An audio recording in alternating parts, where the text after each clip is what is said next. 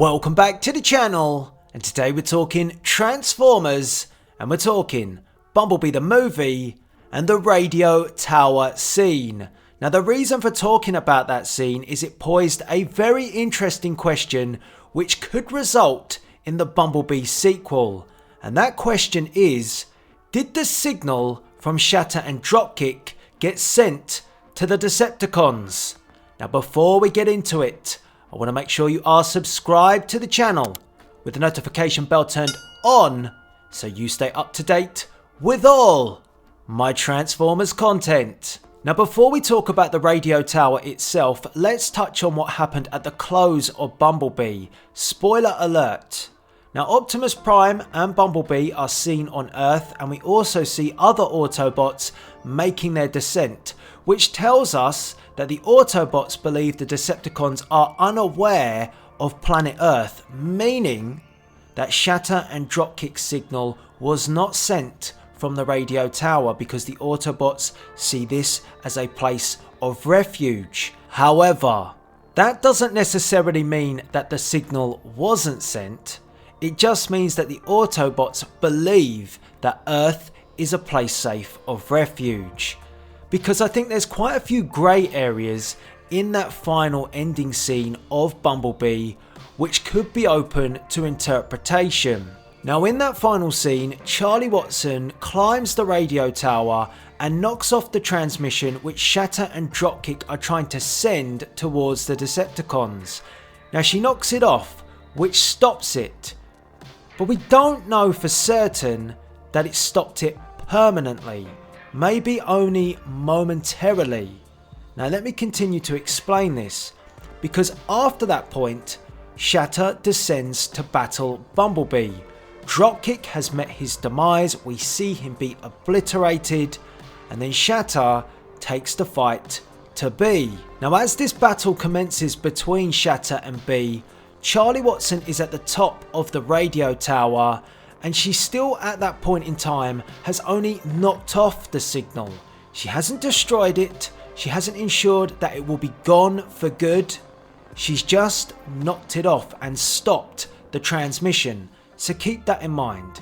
Now let's go back to the final battle scene, Shatter and Bee.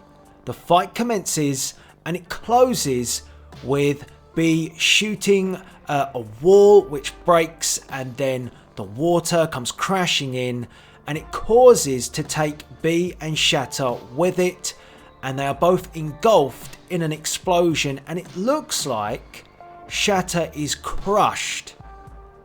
But it's not as clean cut as saying that she met her demise just like Dropkick, where we see the death of Dropkick. The flames engulf, and then there's no word, there's no showing the death of Shatter.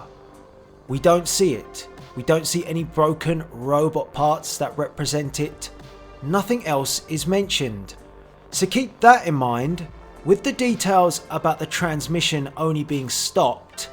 And now I'm going to pitch you a scenario which I think could work to kickstart the sequel of the second Bumblebee movie. So, hear me out. So, close your eyes and picture this. Fast forward to the Bumblebee sequel. It's the opening scene and we're at the radio tower again. Bumblebee and Charlie Watson are speaking with Agent Burns, just as we saw in that final scene, and Bee and Charlie Watson set off. Then the camera pans to a scene we didn't see in the final part of the movie.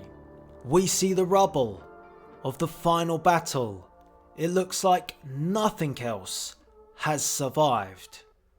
But then there's slight movement, and a hand, a robotic hand, emerges from the gravel, and it is indeed Shatter.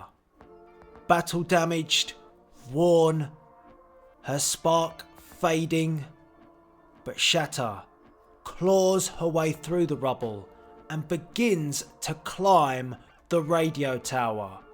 She claws, she climbs, she reaches the top, and she repins the transmission. She sends the signal to the Decepticons to let them know that the Autobots are taking refuge on planet Earth. And it is at that moment the spark of Shatter fades away. That is the start of the Bumblebee sequel, and I think it sets everything up for that movie perfectly. Now, my thoughts about that scenario is it plays in very nicely to the continuity of the first film, and it also gives Shatter a defining moment because she was a fantastic Decepticon in the first movie, and although she wouldn't be the main antagonist in the second film, she plays a key part by making sure that transmission is sent to the Decepticons, opening up the gateway for them to make their way down to Earth and hunt the Autobots. So I think that works, and I also think that it is key to play into the continuity if the old cast is going to return. So if Hailee Steinfeld is coming back, if John Cena is coming back, if that cast is going to resume their roles, this is a good way to kick off the second film, because that signal, that transmission that was sent, may not have just said about the Autobots being on Earth. It could have had details about Charlie Watson. So when the Decepticons touch down, they go in hunt not of the Autobots, but for Charlie Watson, because then they have a bargaining chip to lure the Autobots out of hiding if they take Charlie Watson captive. So I think that works, and it works even more so if we're going to get the return of the current cast that we have, and the same director and the same writer. Because if Hailee Steinfeld is going to return, if John Cena is going to return, this kickstarts things very nicely, because we don't know all the details of what was in that transmission. We just saw that it was a message to alert the Decepticons that the Autobots are on Earth, but maybe it contained more detail. For example, that Hailee Steinfeld, Charlie Watson, is a key ally of the Autobots. So when the Decepticons do touch down, they don't know where the Autobots are, but they can track Charlie Watson. They go after Charlie Watson, and they use her as a bargaining chip to lure out the Autobots. So you can see, as you gradually begin to build from the first movie, if the old cast returns, there is so much you can do, and it does play into the continuity of the first movie. So then hopefully we will get that nostalgia that we got in the first Bumblebee film. But it's all open to interpretation. I understand that. It depends if you think Shatter survived, or did she die. It depends if you think the transmission can still be sent, or whether or not it was destroyed. We didn't see it, but it doesn't mean that it didn't happen. So I want to get your views and opinions on this in the comment section below. I want to know what you think. I want to know your scenarios. Do you think Shatter could still be alive? Do you think the transmission idea could work? If it doesn't, how would you build that opening scene to kick off the Bumblebee sequel? I'd love to hear from you in the comments. I think it's a great topic to talk about, and I actually had this vision the minute the movie finished. I just kind of thought, I'm not sure if that transmission was completely knocked off. I didn't start piecing it together completely at the time, like I didn't think about Shatter that much, but that kind of came together around about now. But then putting those two pieces together, it really then builds and sets up a really great second movie.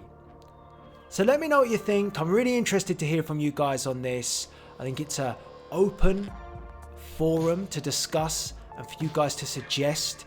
And I want to hear your ideas. Would you go and utilize the radio tower, or would you do something completely different? And which Autobots did you think made their descent? And which Decepticons would you bring down? Would you bring down Megatron? I want to get your views and opinions on this. Make sure you do let me know.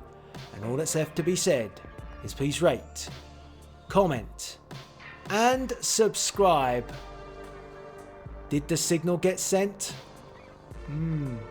That's up to you. This is Delzinski signing out.